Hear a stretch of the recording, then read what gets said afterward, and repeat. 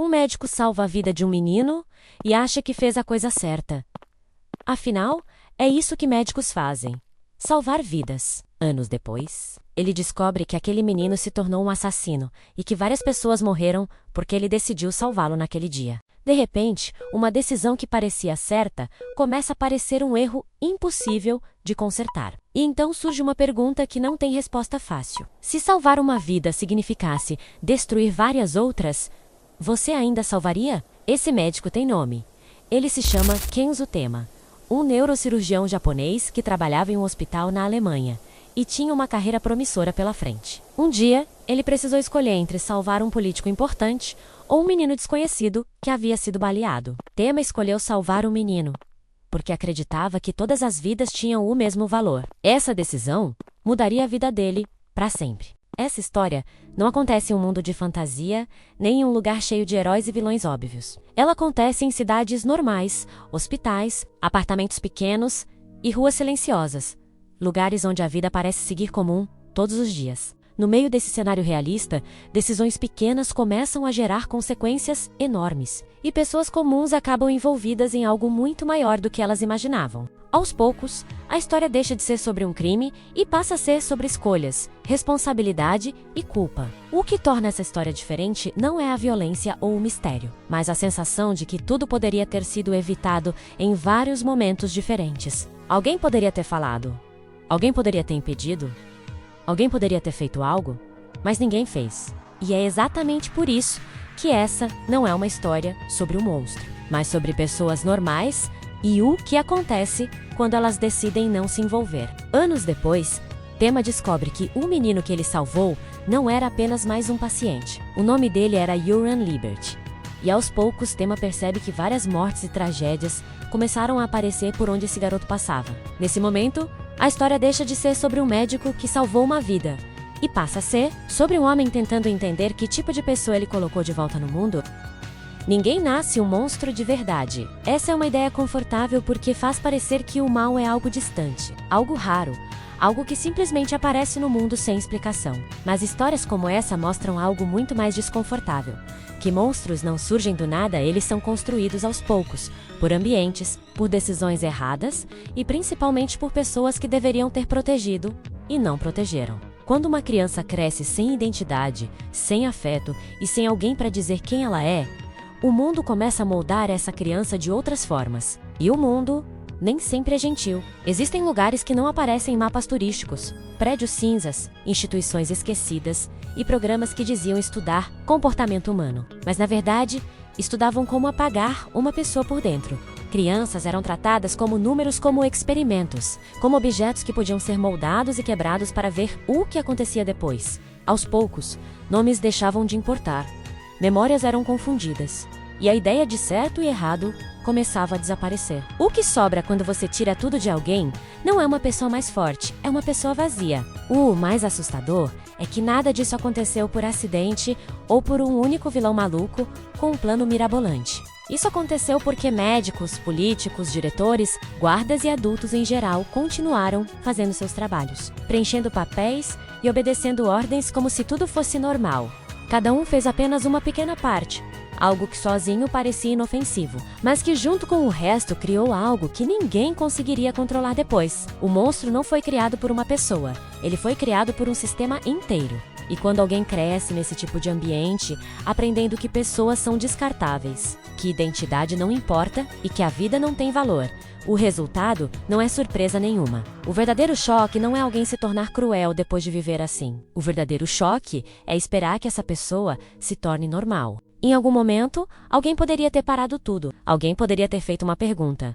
Alguém poderia ter dito que aquilo estava errado. Mas é sempre mais fácil fingir que você não tem nada a ver com aquilo. É assim que monstros realmente nascem, não em noites de tempestade ou em histórias de terror, mas em escritórios, instituições, salas de reunião e lugares onde pessoas tomam decisões sem nunca ver as consequências de perto. O monstro não nasceu em um dia específico, ele foi sendo criado lentamente, por várias mãos diferentes, por várias decisões pequenas e por muitas pessoas que depois puderam dizer que apenas estavam fazendo o seu trabalho. Esse passado não era apenas teoria ou um experimento distante, ele fazia parte da vida do próprio Joran.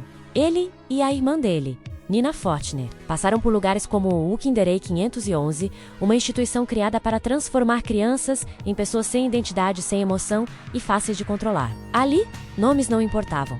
Memórias eram confundidas e as crianças aprendiam que a vida não tinha valor. Foi nesse ambiente que o passado de Johan começou a explicar o tipo de pessoa que ele se tornaria. O mais assustador dessa história não é o monstro em si, mas as pessoas normais ao redor dele. Pessoas que viram sinais estranhos e preferiram não se envolver. Pessoas que suspeitaram de algo errado, mas continuaram suas vidas. Pessoas que receberam ordens e apenas obedeceram sem fazer perguntas. Nenhuma delas se via como vilã. Nenhuma delas achava que estava fazendo algo terrível. E talvez esse seja o ponto mais desconfortável de todos. O mal raramente aparece com uma placa dizendo que é o mal. Na maioria das vezes, ele aparece como trabalho, rotina, silêncio e indiferença. Alguém assina um documento sem ler direito.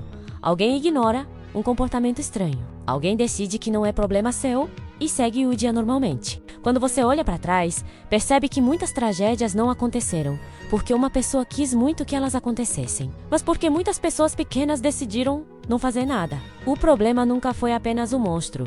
O problema sempre foi o mundo ao redor dele. Existe uma ideia muito confortável de que se estivéssemos em uma situação assim, nós seríamos as pessoas que fariam algo, que falariam, que impediriam, que teriam coragem. Mas a história mostra o contrário.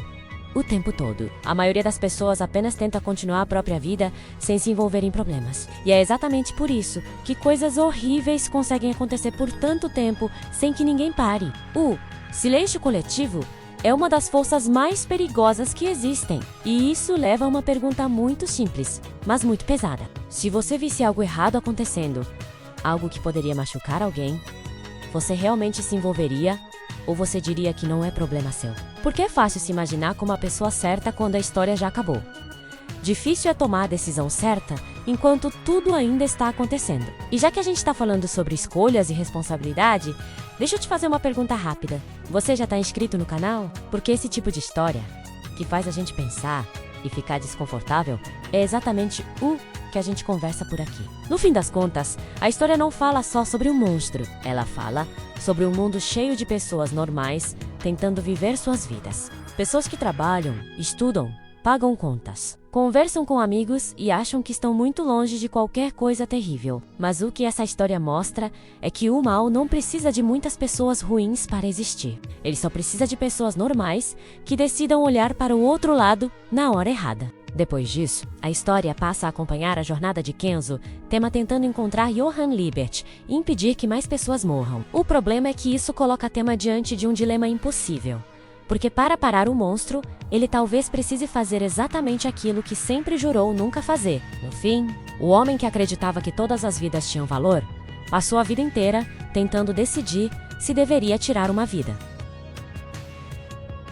No fim, essa história não é sobre um assassino genial, um plano mirabolante ou um mistério impossível de entender. É sobre decisões pequenas, pessoas comuns e momentos em que alguém poderia ter feito algo, mas decidiu não fazer. O verdadeiro monstro não é apenas quem faz o mal, mas também o mundo que permite que ele continue existindo. E talvez seja isso que torna essa história tão desconfortável, porque ela não fala de um lugar distante, ela fala de pessoas como nós. No final, a pergunta que fica não é quem é o monstro, mas quantas vezes o mundo cria um e depois finge que não teve nada a ver com isso. E talvez o mais assustador seja perceber que o mal quase nunca começa com violência. Ele começa com silêncio, com medo e com pessoas normais, decidindo que não é problema delas.